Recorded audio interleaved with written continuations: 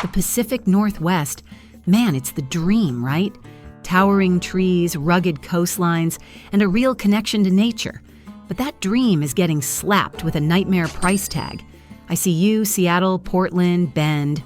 You're pushing regular folks right out of the picture, especially if you're on a fixed income. So how do you actually pull off a comfortable life on a $2,000 budget in a place this expensive? Let's find out where. I'm going to count down the top 10 spots in the Pacific Northwest where you can genuinely live and live well on $2,000 a month. We're talking the real numbers, the good, the bad, and the vibe of the place. Let's get started. All right, at number 10 is Coos Bay in Oregon. If you've ever dreamed of living by the ocean without being flat broke, this is your most realistic shot. Coos Bay is a working port town, through and through. It's got a bit of grit. It's not a polished tourist trap, and the people are down to earth. It feels real. Check out these areas around Empire and Englewood for that classic Coos Bay feel. For a good afternoon, you can't beat walking the trails at Shore Acres State Park or grabbing a beer at Seven Devils Brewing Company. According to Economic Research Institute, Coos Bay is 6% less expensive than the national average and 12% less expensive than the average city in Oregon. Now, if you're looking to buy, the median home price is a jaw-droppingly low $263,000. That's one of the best deals on the entire Oregon coast. Renting is a bit tricky. You'll see ads for around $815. But to get a decent place, you should probably budget closer to $1,000, maybe $1,200. It's doable, but you have to hunt for it. Total monthly cost is around $1,822 for a single person. You'll want to be a bit more cautious around the downtown core late at night and be smart if you're in parts of the east side or the neighboring town of North Bend, as petty crime can be an issue. And truth, jobs. There's a real shortage of high-paying work here, and the housing market is tight. This place is perfect if you're retired or have a solid remote job, but if you need to find work, it's going to be a tough road.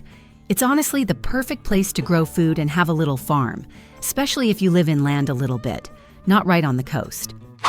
Coming in at number 9, we're heading about 50 miles north of Portland to Longview in Cowlitz County. Think of it as a no-frills, quiet river town that's a total escape from the craziness of Portland. Longview is chill. Life moves slower here. It's a historic mill town, and it has that blue-collar, community-focused feel. It's not exciting, and that's kind of the whole point. People know their neighbors, and weekends are for fishing on the river, not hitting up nightclubs. But people love the area around Lake Sacagawea. It's the heart of the city. Neighborhoods like Old West Side and Columbia Valley Gardens are popular for their quiet streets. For a bite, hit up the Kettle for classic diner food. According to ERI, Longview has a cost of living index that is 2% below the national average and 14% below the state average. Financially, Longview makes a lot of sense. The average rent for a one-bedroom is right around $900 a month, which is a sweet spot for our budget. If you're buying, the median home price is about $386,000. Not dirt cheap, but way better than what you'll find an hour south. Total monthly cost is around $1,704 for a single person. Like any town, it has its rougher patches. Just be careful in certain parts of the Highlands neighborhood and areas closer to the industrial core, especially after dark. The biggest knock on Longview? It can be boring. Seriously, if you're looking for entertainment, restaurants, and culture, you're going to be driving to Portland or Seattle. A lot. It once had a bad reputation. Its crime rate has dropped significantly. Deep in eastern Oregon, tucked between the Blue Mountains at number 8, we've got Grande, home to Eastern Oregon University. This is a classic cozy college town dropped in the middle of some absolutely stunning wilderness. Grande is all about that small-town, outdoorsy life. It's friendly and low-key, and the university keeps it from feeling sleepy. The vibe is flannel shirts, hiking boots, and a genuine appreciation for the mountains that surround you. Downtown has a great historic feel, and places like Side A Brewing are where everyone hangs out. The Morgan Lake area is your go-to for a quick nature fix. According to ERI, the cost of living index is 106, meaning it is 6% more expensive than the national average. Okay, the rental numbers here are a mess online. You'll see some rents as low as $519. That's probably for old student housing. Realistically, for a decent one-bedroom, you should budget around $850. The real steal is buying a house, with the median price at just $257,000, and the total monthly cost is around $1,740 for a single person. The neighborhoods branching off of Island City are great and offer slightly lower property taxes. Honestly, Grande is pretty safe all around. The biggest thing is just being prepared for how remote it is. You're a long way from anywhere. The remoteness is the real deal breaker for some. The nearest major city is a long haul, and the winters are no joke, with a lot of snow that can make getting around a real challenge. At number 7, it's Oregon's City of Sunshine, Klamath Falls. This high desert city is a paradise for anyone who loves the outdoors and is tired of the Pacific Northwest gray. Sunny and active. With over 300 days of sunshine a year, the mood here is just brighter. It's a place for people who'd rather be on a lake than in a mall. It's pretty quiet, crime isn't terrible, you have good access to the outdoors, and people are surprisingly friendly, especially for seniors and retirees. The cost of living is 8% less expensive than the national average and 14% less expensive than living in the state. A one-bedroom apartment will run you between $750 to $900 a month, and the median home price is about $320,000. Total monthly cost is around $1,751 for a single person. These are solid numbers that leave plenty of room in a $2,000 budget. The Hot Springs and Lakeshore Gardens neighborhoods are really popular and offer great value. For recreation, you're right next to the massive Upper Klamath Lake, and it's the gateway to the incredible Crater Lake National Park. While generally safe, just say to be mindful in the areas just south of downtown. The bigger concern here isn't crime, but fire danger. The amenities are limited. If you're a foodie or love high-end shopping, you're going to be disappointed. The restaurant scene is pretty basic, and you won't find a lot of the big national chains. Next up at number 6 is a town that is pure American West, Pendleton in Oregon. This is a place with a ton of history and a culture all its own.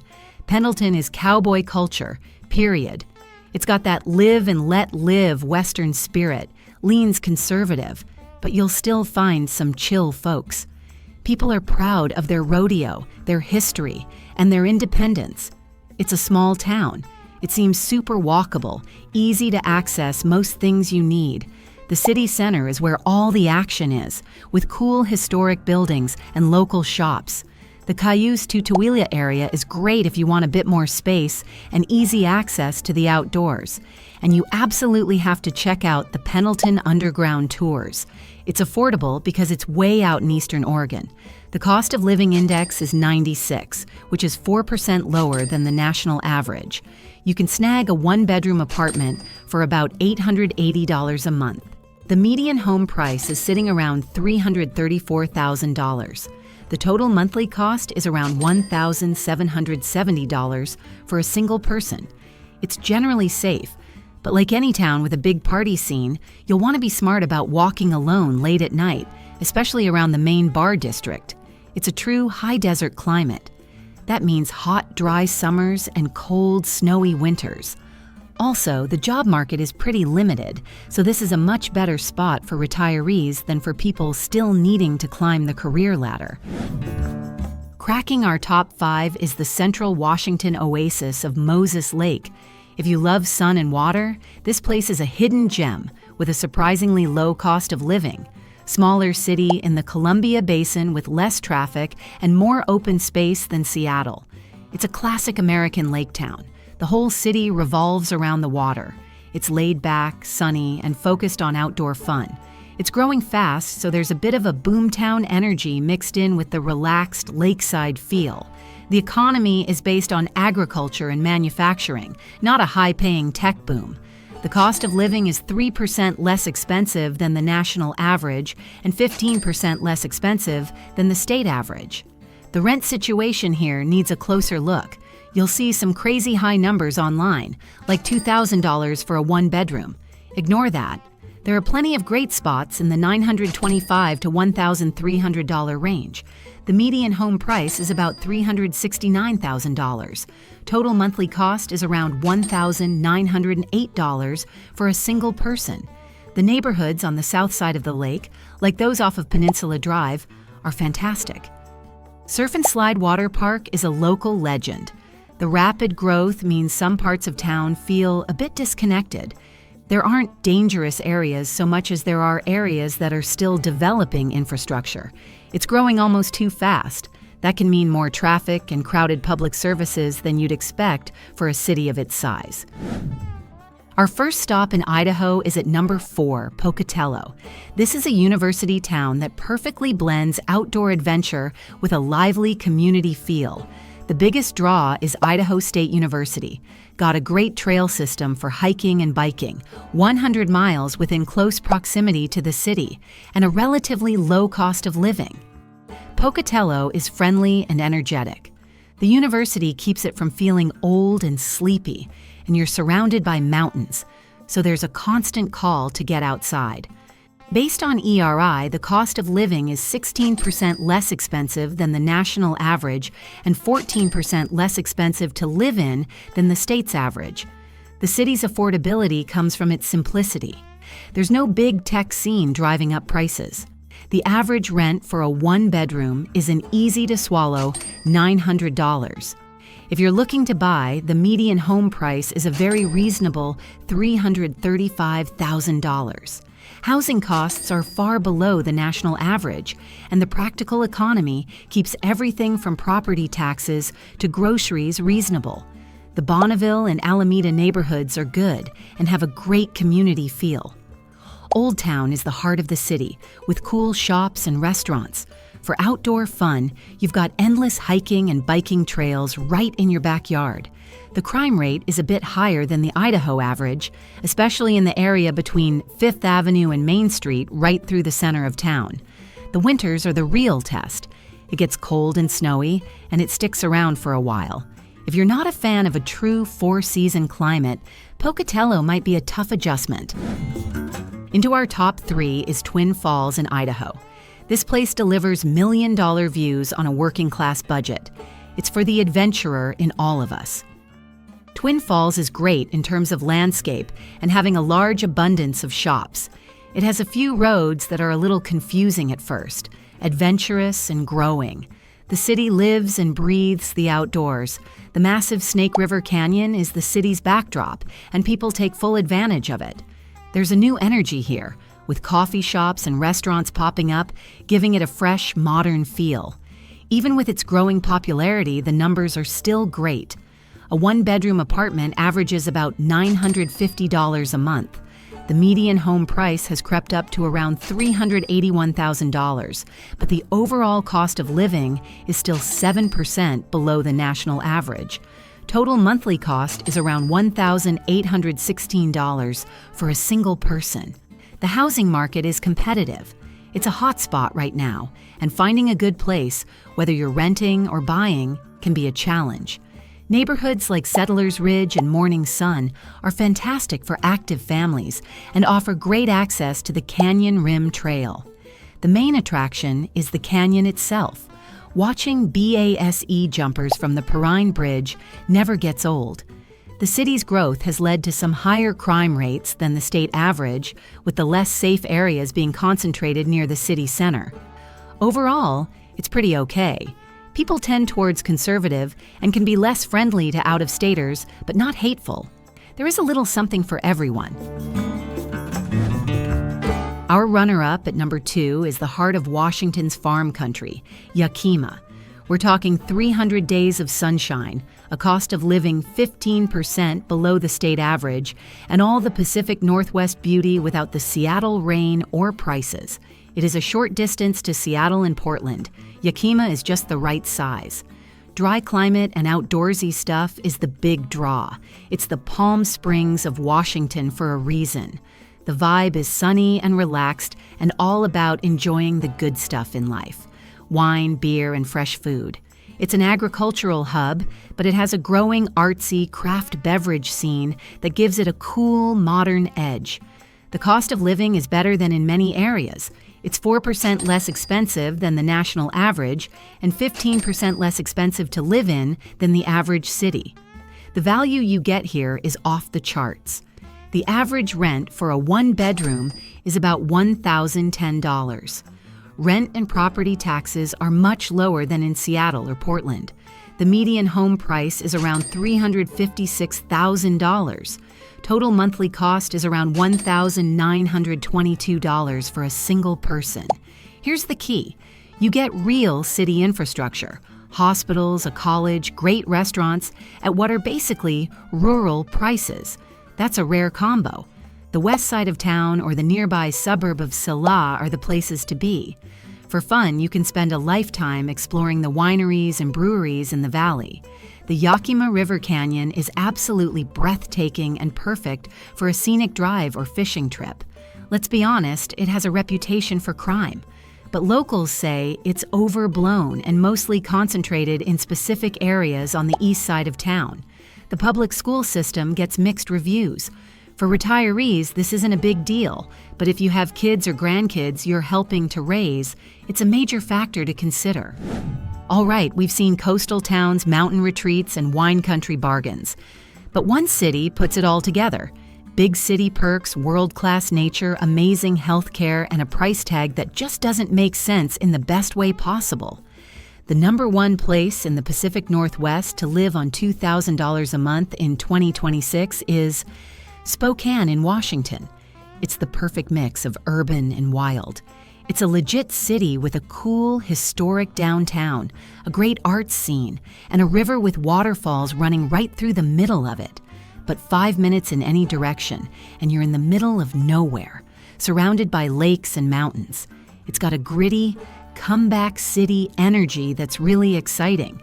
Spokane isn't the biggest city in Washington, but feels big because it's sprawled out, and a lot of people tend to count the valley as part of it. It's the total package. It's Washington's second biggest city, but according to ERI, the cost of living is roughly 10% less than the Washington state average and 1% less than the national average.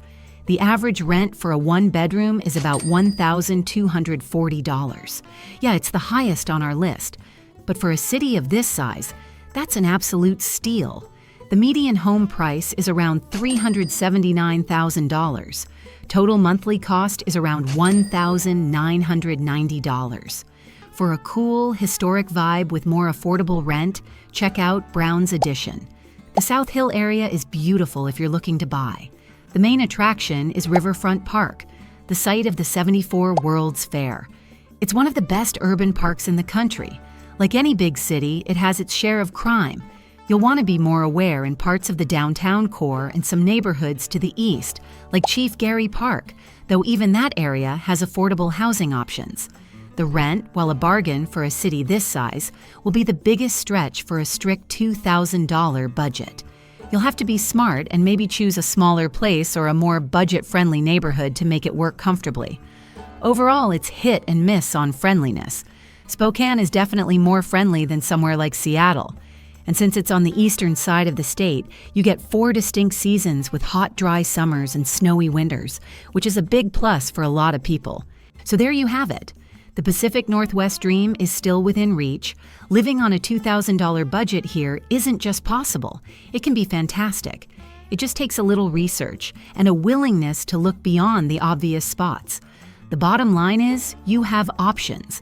Whether you're looking for sun, sea, mountains, or city life, there's a place for you in the Pacific Northwest that won't break the bank. Thanks for watching, and I'll see you on the next one.